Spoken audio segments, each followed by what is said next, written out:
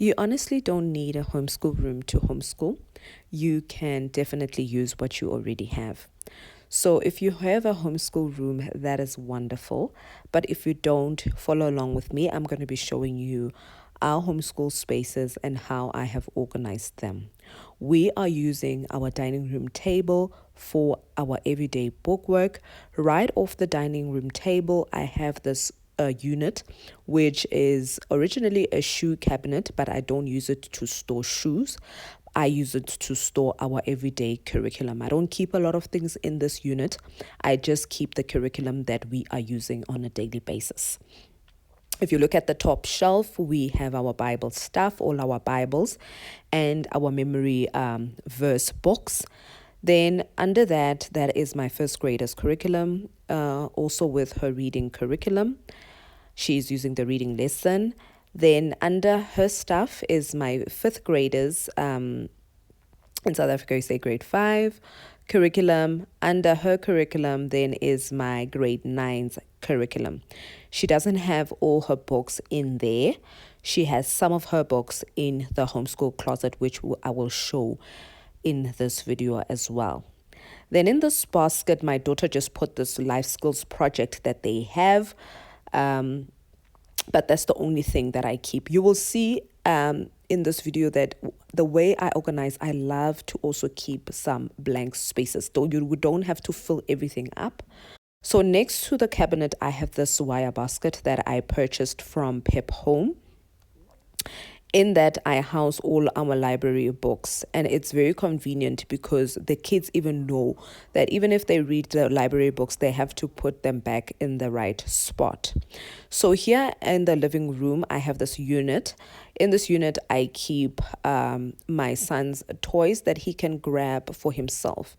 And what I love to do is I don't leave around a lot of toys for him to access on his own, because that guy can create a mess very quickly. So I love to just give him just 2 things that he can use. And I do rotate them when I feel like he's bored with them. So these ones I recently added. It's a Melissa and Doug puzzle. And then he also has this Melissa and Doug STEM toy. So that's all that he has.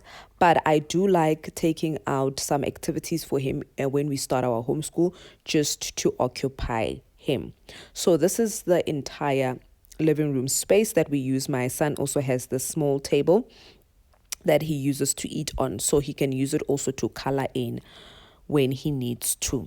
Right off the living room, we have this room that I'm currently using as an office. It was an extra bedroom.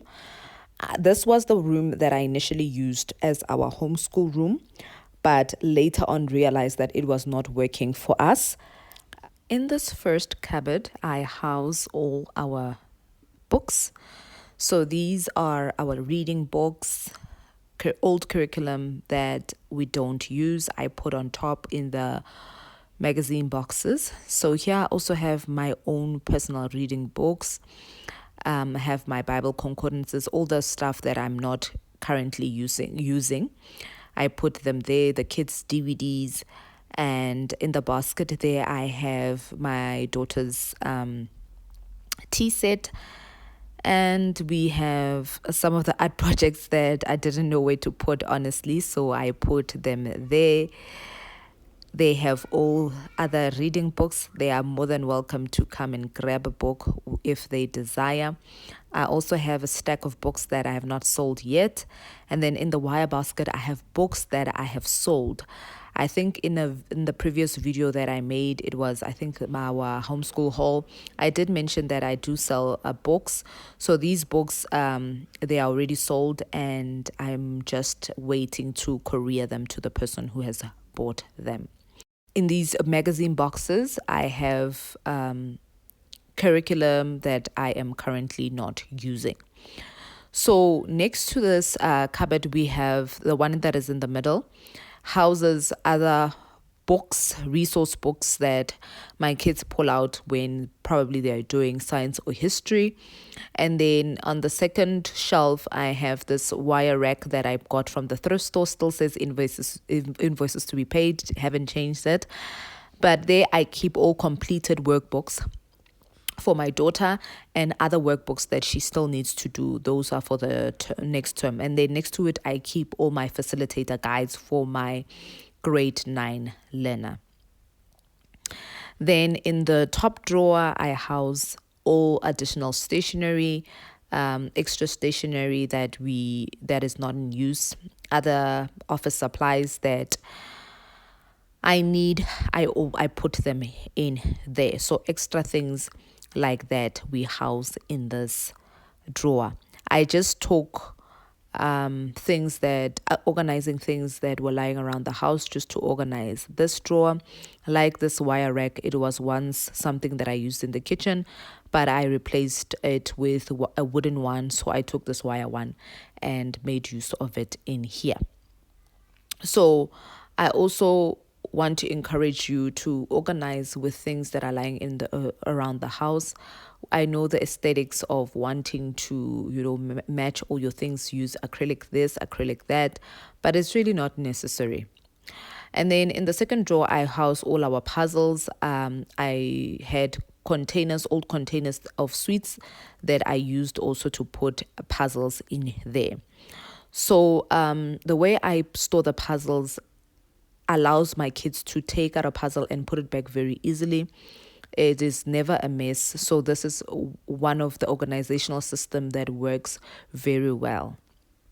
So even my 3-year-old can take out a puzzle and put it back with no hassle at all. The third drawer is primarily some of the games that are in tins and flashcards, and the egg thing is a puzzle that didn't fit in the puzzle drawer, so I put it there. I have this clock for my son, and some of the flashcards that I've made myself and laminated, I also house in there.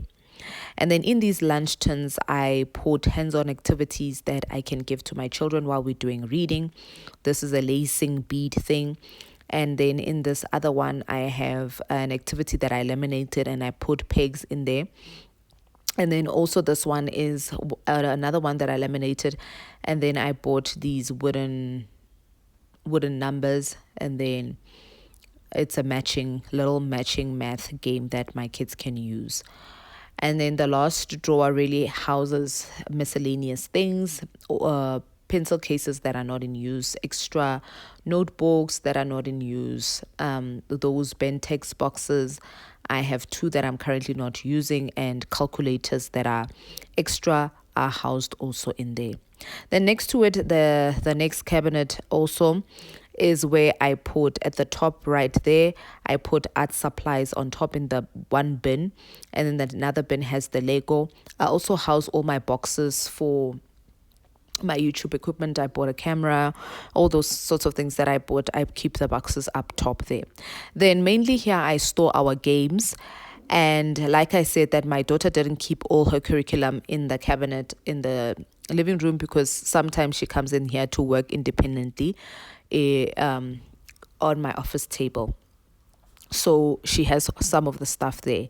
So I keep also our games, and it's my plan to actually find containers. I'm still looking for containers that look the same, that can fit all the games, so that I can discard these boxes, because I feel like they look messy. And then next to that wooden shelf that I bought from the thrift store, it's actually a shoe shelf. I got the shoe shelf for 60 Rand from the thrift store. And then next to it, I have a little basket that I keep my kids' activity books, coloring books, extra books, everything that I get from the thrift store that they can do on their own when they're feeling like they want to do something other than their curriculum or their prescribed book work. So, and then in this Woolies bag, I have old tissue rolls and an egg carton that they use for art projects. And then I also have this cabinet. It used to be, it's just a old shelf that I took. It was lying around in the house that I took, and then I'm using it for now, because right now I'm still envisioning what I want this room to be. I want this to be the best room in the house for me. and also for my kids for them to come in and sew, and do other things, other life skills, because I do believe that homeschooling is not just about academics. So I want this room to be a nice productivity space for our family, especially me. I want it to be a space where I can go in and I can do other things. I can unwind, I can edit videos, I can create content, I can sew, I can do all sorts of things in there.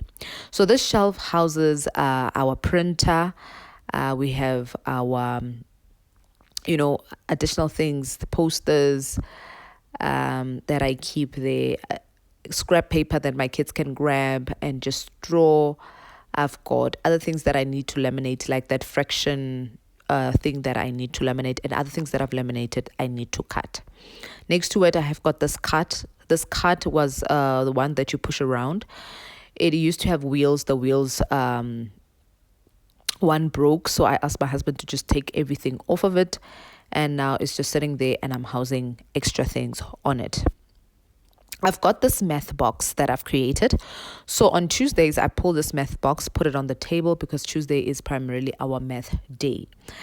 And then in that, I have things that I've created, laminated, or things that I've gotten off online. Some of the things we got from our facilitator aid in the impact curriculum that I just laminate, and just cut and put in there. I also have dominoes. My kids use them for solving math problems. I've got dice and other things. And then I have the 100 charts that I laminated. All these things then I found the way included in the impact curriculum for my grade 1 learner. So these things, I took them out, I cut them out, and I also use these for my son. So and another great tip is we used the Good and the Beautiful app for my kids to learn how to spell the number words. This is how I've created everything in the math box. It's pretty basic, just showing you what I have in there. South African money, and it's easy because you can show them what the money looks like, and they can actually, when they're doing sums, they can use the money to actually calculate, and they also use it as play money, and they do pretend play and act like they have a store and they're buying things. So they use that for a number of things. Then I've got a clock for when I'm teaching time. And I've got multiplication and number line charts and the math symbols. So just when you're introducing subtraction, addition, and the equal sign. So these things I was showing my daughter what they look like. So the nice part is that I've created this math box once, and I can still use it when my son is ready to start learning math concepts like these, so I can still use it for my son. Then I've got the counting cubes also I love this for when they are doing place value. So that's the math box. Nice and handy. I got this box from Store and More. It's a shop that sells storage solutions. But just from one homeschool mom to the next, let us remember that God has said He will never leave us, nor will He forsake us. So let us be content with such things as we have, and remember to keep it functional, keep it practical. Let us use what we have and do what we can with what has been entrusted to us. Thank you so much for watching. Till next time.